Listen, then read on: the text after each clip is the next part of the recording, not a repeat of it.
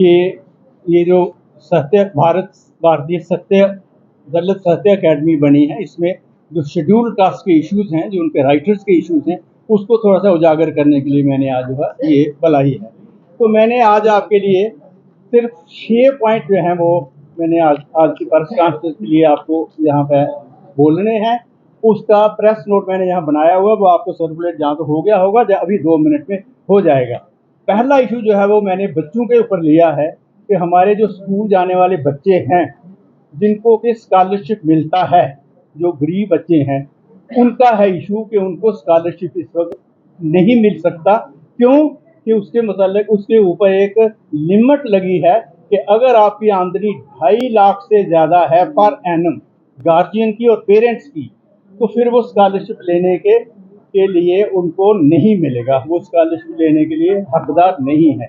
अब आप खुद समझ सकते हैं कि 2.5 लाख की आमदनी इस वक्त एक मजदूर जो होगा उसकी भी उससे ज़्यादा हो जाएगी। अगर वो ज़्यादा हो जाती है तो वो स्कॉलरशिप ले नहीं सकता। जब वो स्कॉलरशिप ले नहीं सकता, गरीब आदमी है, तो वो स्कूल में जा नहीं सकता। इसके अलावा और भी 2-3 चीज़ें इसमें डाली हुई थी।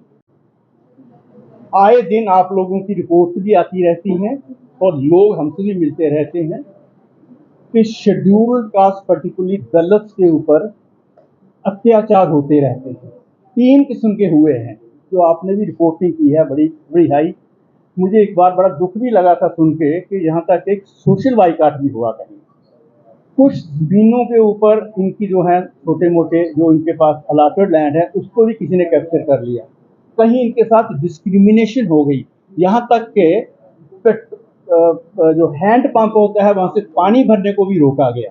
उसी सब चीज़ों को मद्देनजर रखते हुए गवर्नमेंट ने, हालांकि जम्मू कश्मीर के अंदर हमने बहुत साल इसमें काम किया है, लेकिन कभी इतने ज़्यादा केसेस हमने रिपोर्ट नहीं हुए। बट आस्ता आस्ता मैं नहीं समझ सकता कारण क्या हो रहा है, कुछ केसेस जो है वो बढ़ते जा रहे हैं। उसी के लिए सेंट्रल गवर्नमेंट ने एक कानून बनाया था, atrocities act, schedule caste and schedule tribes atrocities act.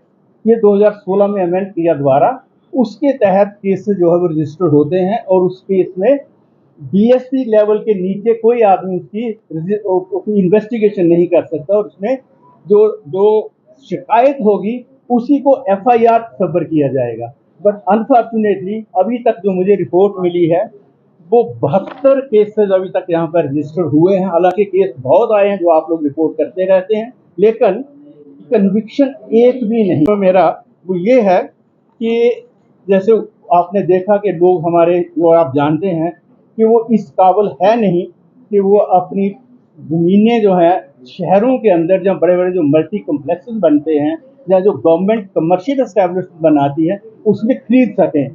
तो मेरा ये एक इशू है, तो हमने इसको डिस्कस किया कि साहब जितनी गवर्नमेंट एडेड और गवर्नमेंट फंडेड, जिसमें गवर्नमेंट का पैसा सीधे तौर पर लगा हो या इनडायरेक्टली लगा हो, जैसे जेडीए है, एसडीए है, हाउसिंग बोर्ड है, जो वो अपनी कॉलोनीज रेज करते हैं, रेजिडेंशियल कमर्शियल दोनों प्लाट बेचते हैं, जहाँ उस पर कोई बिल्डिंग्स बनाते हैं, उसमें शेड्यूल कास्ट के लिए जो रिजर्वेशन गवर्नमेंट ने सर्विसेज में प्रोवाइड की है, उतनी कम से कम इनको वहाँ पर देनी चाहिए। ये हमारा उसके अंदर पॉइंट है, क्योंकि वो शहर के अंदर कैसी एस्टेब्लिशमेंट में वो इस काबिल नहीं है अभी कि वो इसको खरीद सकें, और इससे एक बहुत बड़ा तबका जो है उसका उसमें फायदा हो सकता है।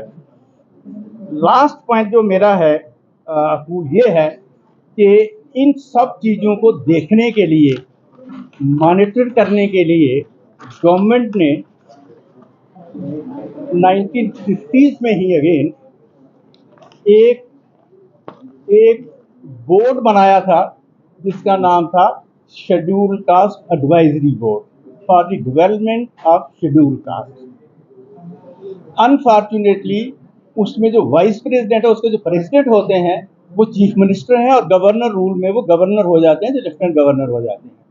लेकिन उसका जो हेड है वो वाइस चेयरमैन होता है, और उसका एक ऑफिस बना है, उसमें ऑफिस सेक्रेटरी हैं उसके, और बाकी स्टाफ वहाँ पर बैठा हुआ है। लेकिन जो बोर्ड है जिसमें कुछ मेंबर्स होते हैं, कुछ सरकारी मेंबर्स भी हैं और कुछ प्राइवेट मेंबर्स भी हैं, जो लोगों के नुमाइंदे उसके अंदर आते हैं, वो बोर्ड अभी तक एस्टेब्लिश नहीं हुआ। ये इशू शायद हमारे नोटिस में भी नहीं आते, जहाँ हम इसके ऊपर बात नहीं करते। अगर ये जो आपका शेड्यूल कास्ट एडवाइजरी बोर्ड बना होता, ये उनकी कारकर्दगी है, ये उनके दायरे इख्तियार में है कि वो इसके ऊपर इन लोगों से रिपोर्टिंग लें। इसके अलावा सोशल वेलफेयर डिपार्टमेंट है, बाकी महकमे भी हैं, लेकिन ये नहीं हुआ। तो आज मेरी ये भी एक दरख्वास्त है कि जो वाइस चेयरमैन की पोस्ट है उसको भरा जाए, ताकि ये जो इश्यूज कुछ हैं जो कि उधर उधर जाते हैं वो उनके पास आए। हमारा भी मैंडेट है, ये जो हमारा भारत दलित साहित्य अकेडमी है, इसका भी मैंडेट जो है, क्योंकि आज आपने जल्दी कहा कि इसमें वो हमारे पास टाइम नहीं है, वरना मैं आपको सिर्फ एक आधी लाइन जो थी उसकी आपको पढ़ के सुनाता।